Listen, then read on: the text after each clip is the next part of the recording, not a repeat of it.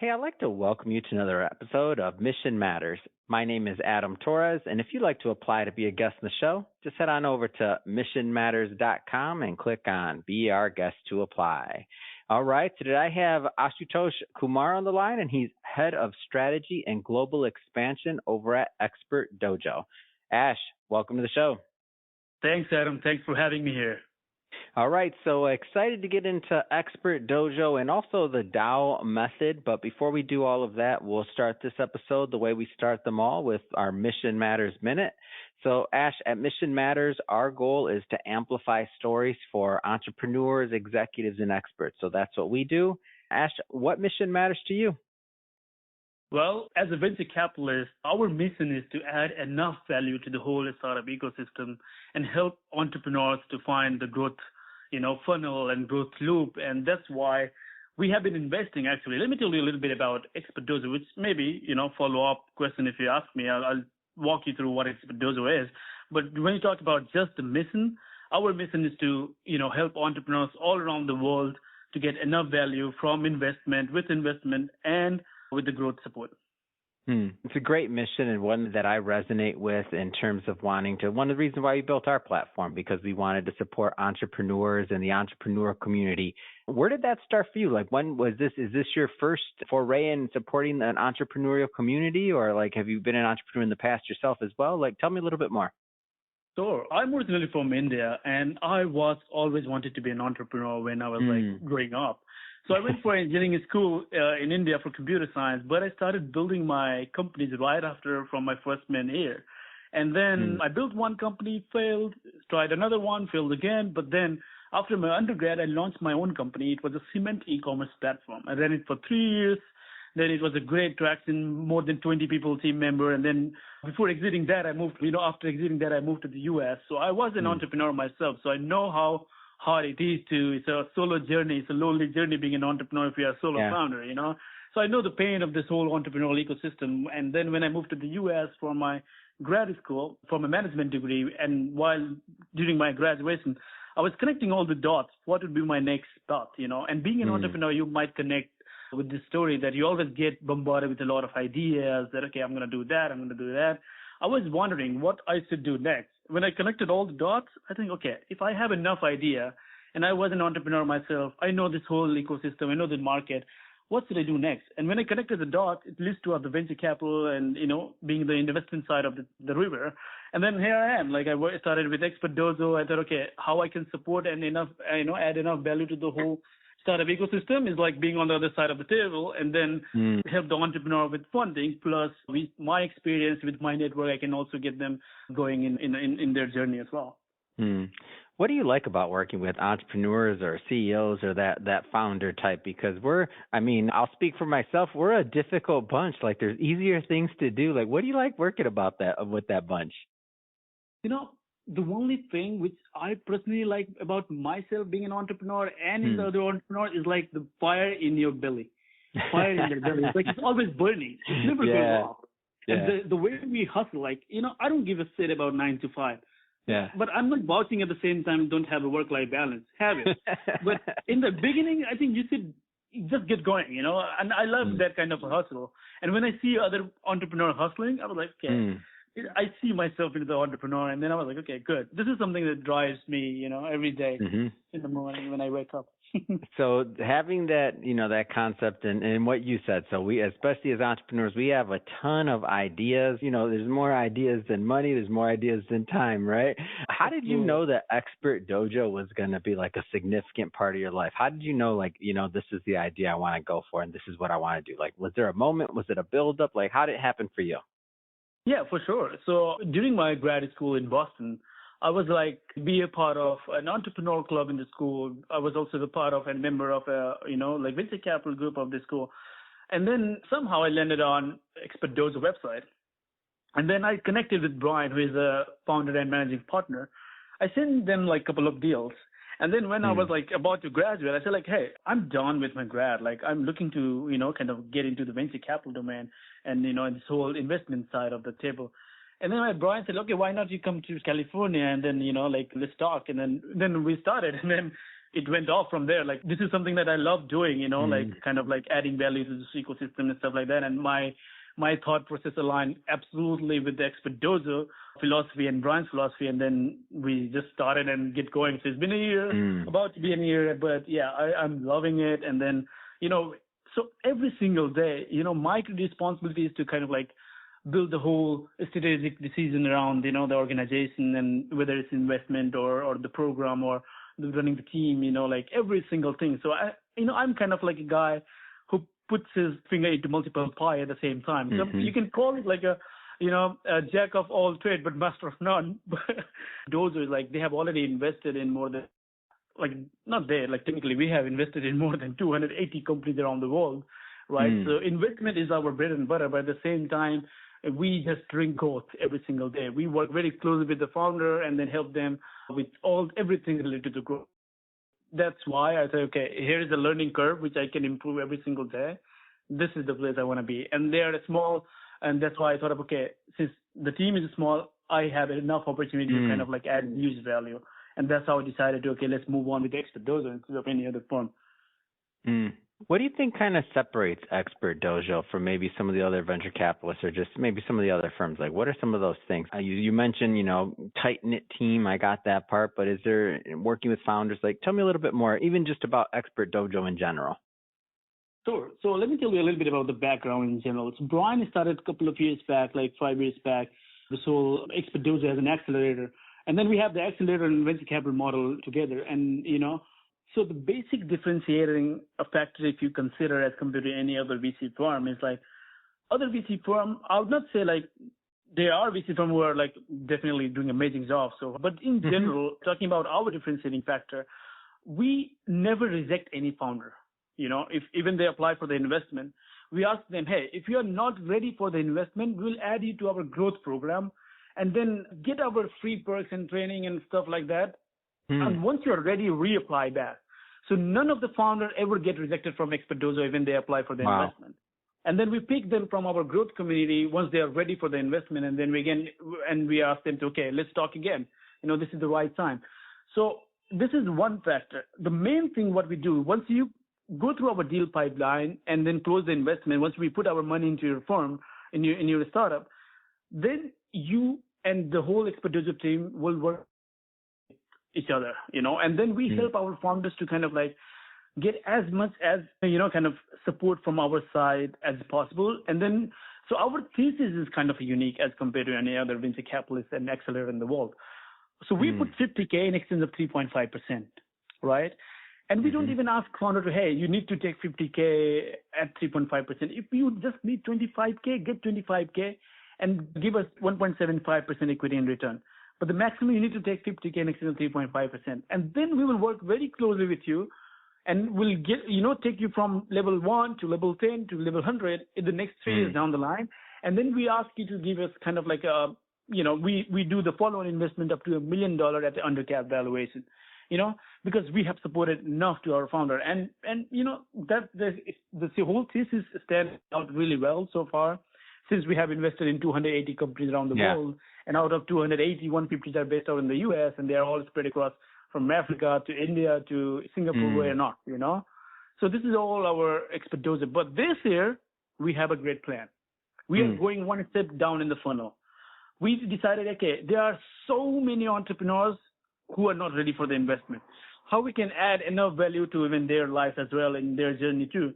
So we are going one step down in the funnel, even though we have been kind of a global investor already.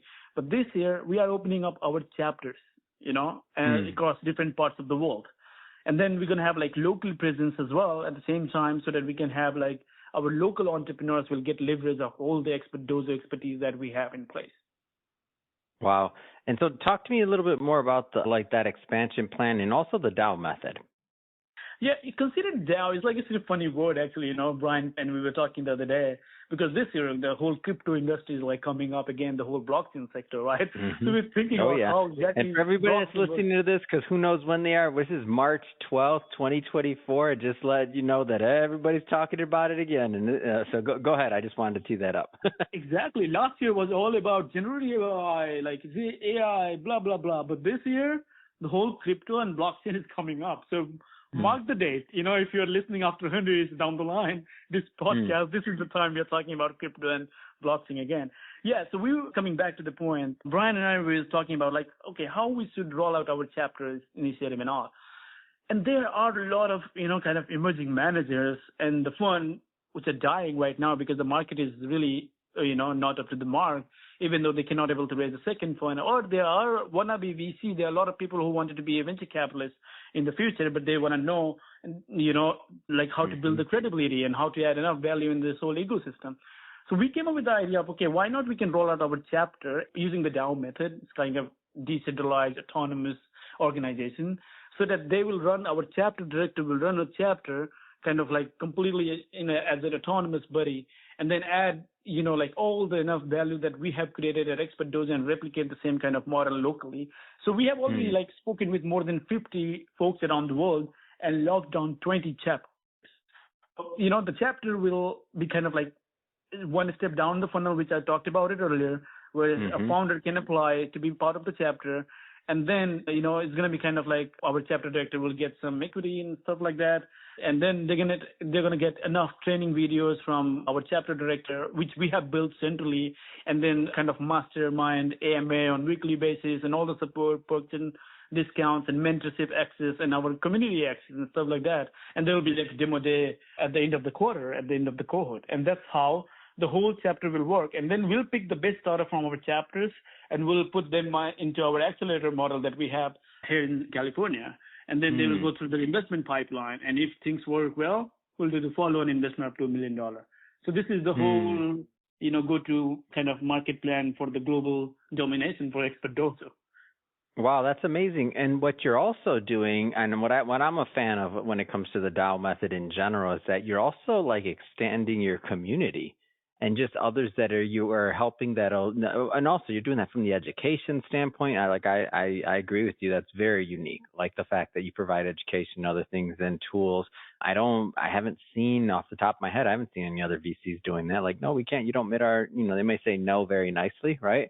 But they're not necessarily providing resources after. Hey, it's that's quite a thank you. So now when you think about the idea and this concept of DAO and what and bringing on all of these chapters, you're creating this ecosystem in this community, and you're really building trust, because ultimately, as those companies do become, more in line with your investment thesis, now you already have maybe some of that established trust in line, so that now those founders and and everybody, it's kind of already working, so to speak, and it's almost like you're just taking the relationship to the next stage, if you will, and there goes the marriage, right? Because now you're committing at least with capital, right?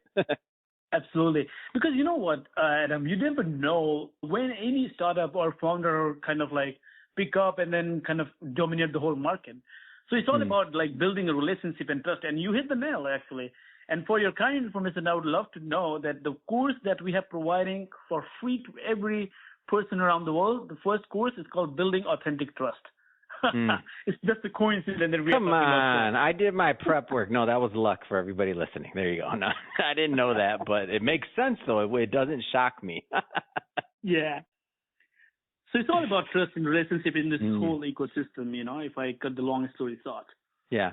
What are some of the things you look for in companies that you're going to be investing in, whether it's industry, company size, founder? I mean, what's some of the formula, so to speak, into what goes into deploying capital?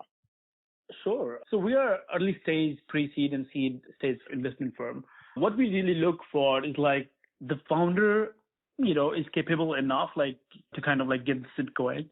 So it's kind of a founder market fit. And then they have a little bit traction, which is good. And then in general, talking about the sector, we are a sector agnostic firm, but we don't get deeper dive into kind of a space tech or hardware or hard tech where which needs kind of which is a capital intensive market. So we don't touch them. But in general, we are sector agnostic. We have a lot of companies from fintech.